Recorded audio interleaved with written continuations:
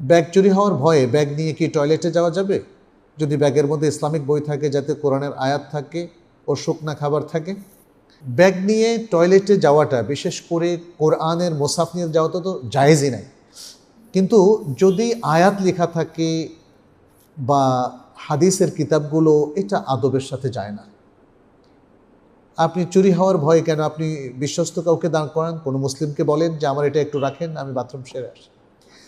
আর যদি খাবারের কথা বলেন, তাহলে তো এটা তো আমাদের অনেকের রুচিতে কুলায় না যে বাথরুমের মধ্যে আমরা খাবার নিয়ে আবার ঢুকে সেখান থেকে মোটামুটি কিছুক্ষণ থেকে আবার এসে বাইরে খাবো, তাই না?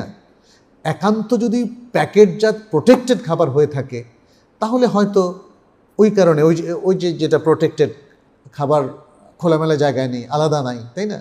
যেমন আপনি একটা ব্যাগের মধ্যে গুড় নিয়ে ঢুকলেন, গুড়টা খালি বাথরুমে, তো এটা কি মানে এটা তো রুচিতে গুলাবে না, তাই না?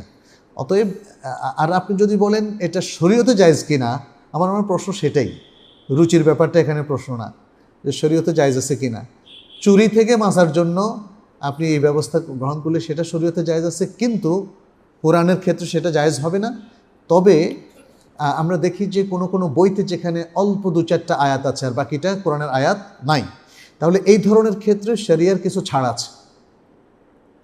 যেমন পুরো আরবি মুসহাফ স্পর্শ করার জন্য জমহুর ওলামায়ে কেরাম বলেছেন যে অজু করে স্পর্শ করতে হবে, যদিও অনেক ওলামায়ে কেরাম বলেছেন যে কোরআন স্পর্শ করার জন্য, আরবি কোরআন স্পর্শ করার জন্য অজু লাগবে না। কিন্তু আমাদের মতে জমহুর ওলামায়ে কেরামের মতটাই শক্তিশালী। মোবাইল বা অ্যান্ড্রয়েড সেট এটা মুসহাফ না, এখানে মুসহাফের অ্যাপস আছে, বাট এটা মুসহাফ না। এটা যখন ওপেন করবেন না, আপনি এটাকে ক্লোজ করে রাখবেন, তাহলে সেটা আর মুসহাফ হিসাবে গণ্য হবে না, কিন্তু ওপেন করলে সেটা মুসহাফ হয়ে যাবে। অতএব ওপেন রাখবেন না।